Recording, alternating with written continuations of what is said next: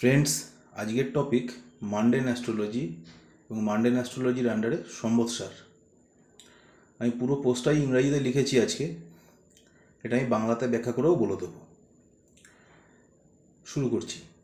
দেয়ার আর 60 সম্বৎসর্স known, মানে শাস্ত্র মতে আমরা 60খানা সম্বৎসর জানি।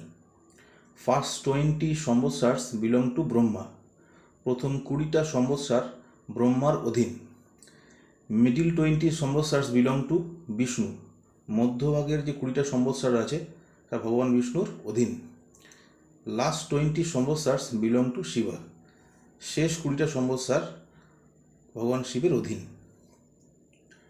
সম্বৎসর start on Chaitra Shukla Pratipada, every year, প্রতি বছর চৈত্র শুক্ল প্রতিপদতে এই সম্বৎসরটা শুরু হয়।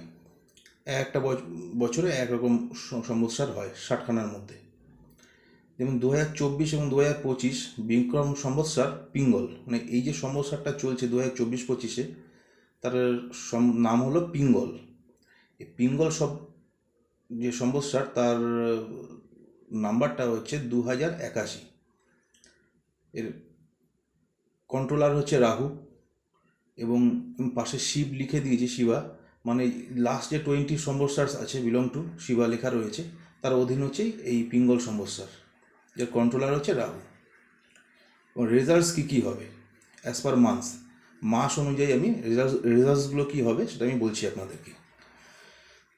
চৈত্র মাসে গ্রেইনস এক্সপেন্সিভ, পিপিল সাফার, মানে খাদ্যশস্য দামি হবে এবং পাবলিকের সমস্যা বেশি হবে, সাফার করবে।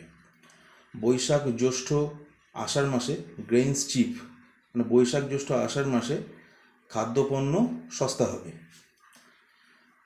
আষাঢ় শ্রাবণ এই 2 মাসে রেইন লেস, মানে বৃষ্টি কম হবে, গ্রেইন কস্টলি, মানে গ্রেইন দামি হবে। শ্রাবণ মাসের লাস্টের দিক এবং ভাদ্র রেইন অ্যাভারেজ এবং পাবলিক আনহ্যাপি। মানে শ্রাবণের লাস্টের দিক এবং ভাদ্র মাসে বৃষ্টি অ্যাভারেজ হবে এবং পাবলিক একটু অখুশি থাকবে বিভিন্ন বিষয়ে। Ashwin grain price medium, public unrest. আশ্বিন মাসে গ্রেইন প্রাইস মিডিয়াম, মানে খাদ্যপণ্যর দাম মধ্যম হবে এবং পাবলিক আনরেস্ট, কিছু ক্ষেত্রে নানা রকম সমস্যা দেখা দেবে পৃথিবী জুড়ে আর কি, কোনো পার্টিকুলার এরিয়া জুড়ে নয়, পৃথিবী জুড়ে কম বেশি সব জায়গাতেই দেখা দেবে। Kartik rain medium, public happy. Kartik মাসে বৃষ্টি মধ্যম মানের হবে এবং পাবলিক মোটামুটি সুখী হবে।